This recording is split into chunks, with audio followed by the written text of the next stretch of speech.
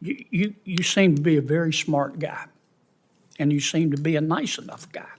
Thank you, Senator. You seem smart as well.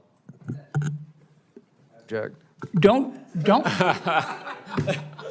That was the chairman, not me. Don't you think your hyperbolic statements undermine your credibility? What hyperbolic statement did I make?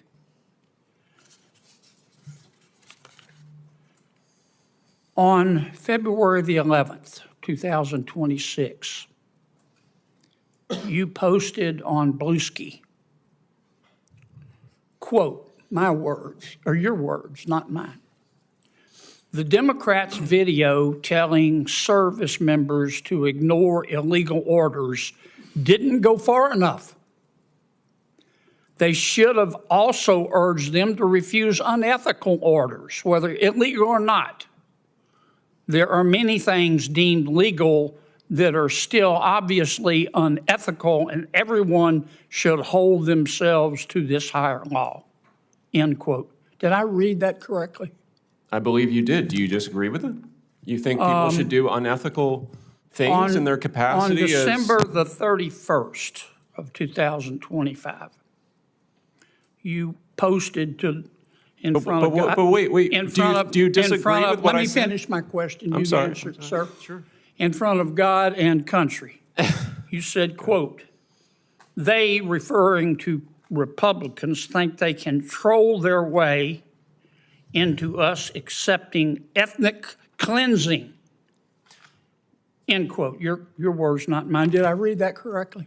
That was in regard to a Did I Department of read that? Homeland Did I Security read post that? about advocating 100 million deportations. That is what DHS has tweeted from their own account. 100 million deportations hurts, doesn't would be ethnic cleansing. You would be Truth hurts, removing doesn't it? 1/3 of the country. So yes, there Truth are can people just within the gut you like Department a of fish. Homeland And Security. you don't think this is hyperbolic? Give me 30 more seconds. I think advocating 100 million deportations I'm is having fun here, ethnic Mr. Chairman. cleansing. On February Yes. 5th, you said the following on Bluesky. Your time's Quote, up.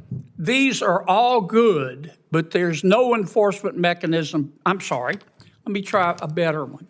On March 2nd, you said, quote, if you rule against Trump's population purge agenda, no hyperbole there, the nativists will name you, threaten you, and come after you. These judges are much braver than the ICE agents who hide behind masks while violating the Constitution. They are Close much braver. quote. They put their names on their rulings and they stand behind their constitutional rulings. When I talk about population purge, I'm talking about the fact that they're trying to deport U.S.-born citizens, people born here. They are trying to deport them as well. So it's not a mass deportation agenda. It is also an agenda intended to reduce the population of the United States, including U.S.-born people. thank So you. these are not Wait. hyperbolic statements. I appreciate you reading my account. I appreciate Here's your the good research. news. What planet did you just, wait a minute, Mr. Chairman, Wait. what planet did you just parachute in from? No. Hey, guys.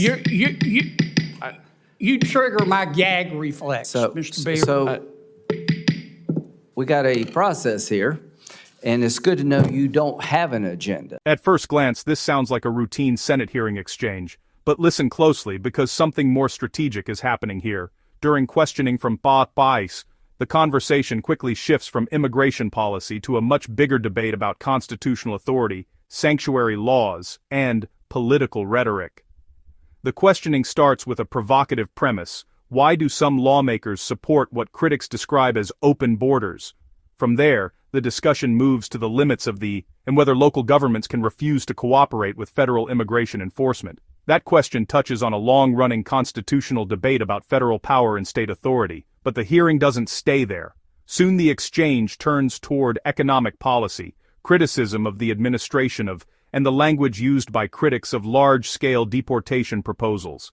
At one point, past social media posts are read aloud, including accusations that certain immigration policies could amount to ethnic cleansing. The witness pushes back, arguing the language reflects concerns about the scale of potential deportations, and that moment reveals something important.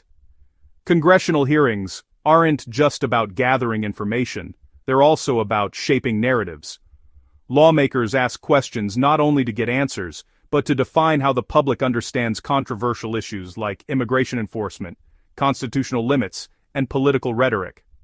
In today's media environment, these exchanges are designed to travel far beyond the hearing room, through clips, commentary, and viral moments online. And once you start watching hearings through that lens, the strategy behind the questions becomes much clearer, because the real audience is often the public, and the real battle is over the narrative. This is Capitol Deep Dive,